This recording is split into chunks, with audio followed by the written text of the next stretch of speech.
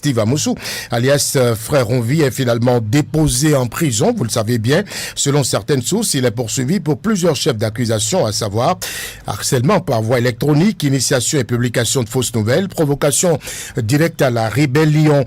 Des chefs d'accusation, dit Stella Amoussou, qui peuvent entraîner pour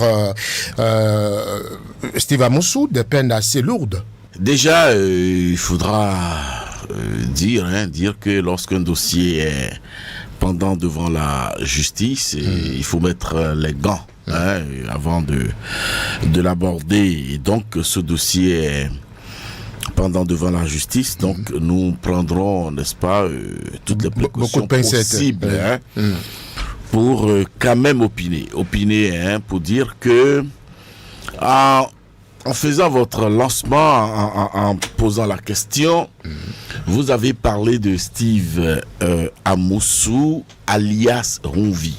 Alors, cela me pose un problème. Un problème parce que par déformation professionnelle, je ne sais pas faire le lien entre Monsieur Steve Amoussou et Ronvi.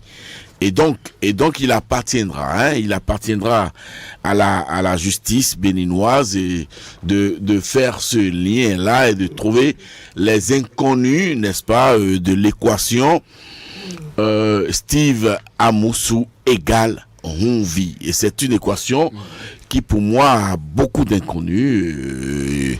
Et donc, je ne voudrais pas brusquer. La justice va résoudre cette équation. Voyez-vous, donc, c'est son rôle. D'ailleurs, et c'est vrai que lorsque j'ai écouté le donneur d'alerte, Monsieur Martin Rodriguez, il a été le premier à sortir le prénom Steve en le collant au sobriquet, au pseudonyme ou au nom qu'on pourrait, n'est-ce pas, appeler Ronvi.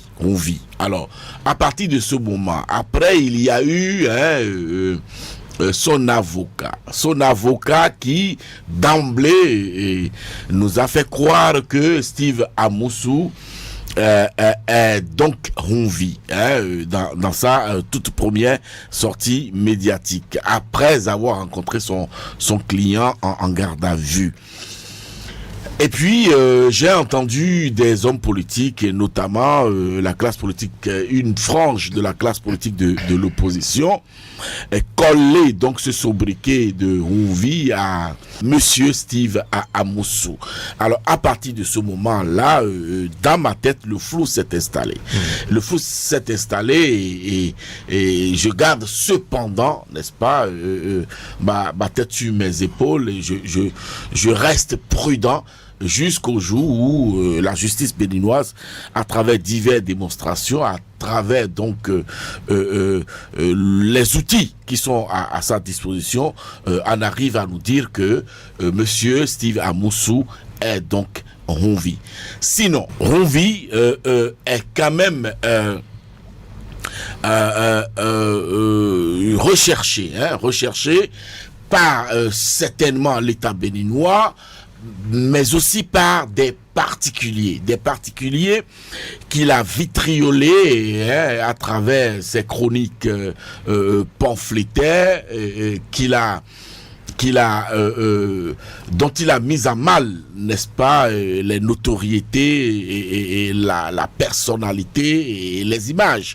À partir de ce moment-là, il faut dire que Ronvi, donc, est attendu par la justice béninoise à travers certainement des plaintes. Et votre interlocuteur, votre serviteur, moi-même, je n'ai pas pu échapper à cette douche-là de ce Ronvi. À partir de ce moment, les attentes sont grandes de part et d'autre. L'État, de son côté certainement, attend de ce Ronvi qu'il apporte certains éléments justificatifs par rapport à certaines de ces allégations. Mais aussi, il y a des particuliers, n'est-ce pas, qui certainement attendront que Ronvi apporte donc des éléments de réponse ou de clarification, de justificatif par rapport à des accusés portés contre ces personnes-là publiquement, mondialement et ouvertement, de façon péremptoire, parfois. Et donc, voilà, c'est comme ça que je peux, n'est-ce pas, camper le débat. J'ai posé la question ici lundi à nos invités. Je vous la repose.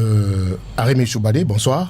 Oui, bonsoir Bill. Je vous la repose pour avoir votre opinion là-dessus. C'est vrai que les chroniques de ce personnage de la toile n'ont rien de commun avec nos styles journalistiques. Mais c'est intervenu quand même à un moment où l'investigation journalistique a un peu faibli. Je sais pas, vous parlez de frère Onvi, parce que j'ai entendu... Bien sûr. Onvi, frère Onvi, c'est une ceinture. Hein? Il est maître de son genre, il a créé son genre. Et tout chroniqueur n'est pas journaliste forcément. C'est vrai qu'il utilise de l'information, enfin ce qu'il appelle lui de l'information, qu'il essaie de mettre en scène à sa manière.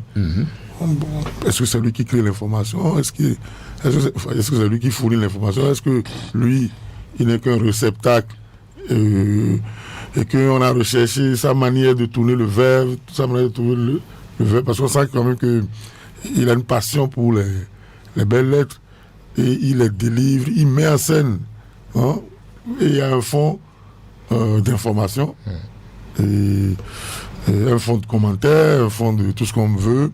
Il a créé son genre. On peut dire que c'est un artiste et il signe de son nom d'artiste Frère Onvi, qui n'existe pas à l'état civil dans les annales du Bénin. Bon, maintenant, est-ce que c'est lui qui a été ramené du Togo ou pas? Ça, c'est toute la question. C'est sur ça maintenant que ça reste à prouver. Les conjectures. Et donc, oui, il y a eu... C'est vrai que la lettre a emballé tout le monde, mais pour les avocats, on peut les comprendre. C'est même pas évident qu'ils connaissaient Onvi avant de se constituer. Ils ont appris qu'il y a un Béninois qui a été ramené du Togo et se sont portés pour aller le défendre. Et donc, eux, peut-être, ils ont prêté foi à la lettre pour se dire, nous allons défendre celui qu'ils ont ramené de Lomé, qui s'appelle Steve Amosu. Bon, enfin, un Amosu peut en cacher un autre. Alias... Je m'y attendais. Alias frère. Je m'y attendais. Non, enfin, alias frère, oui. Bon, donc, et puis, on est passé de la diffamation à l'activisme politique, déstabilisation, tout ce qu'on veut. Mais ça, c'est un autre débat. Par rapport aux chroniques, une chronique en soi est un élément à part entière. C'est pas qu'on va mettre sur la table la tonne de chronique dans ce qui concerne mon ami Distel, mais chaque victime en griffe vient porter plainte en ce qui le concerne, et c'est par rapport à ça qu'on va instruire le dossier. On ne va pas mettre le tout sur la table et dire, bon, monsieur Steve Amosu, vous êtes accusé de temps par rapport à tout ce que nous avons sur la table. Voilà, donc il va falloir que les gens travaillent un peu plus à disséquer et à ne pas prendre la place des players. Je ne crois pas que Distel a envie lui en veut particulièrement pour ses critiques, quand bien même ça aurait attaché son honorabilité et tout. Il a le choix de porter plainte ou de ne pas porter plainte. On ne va pas faire le combat à sa place.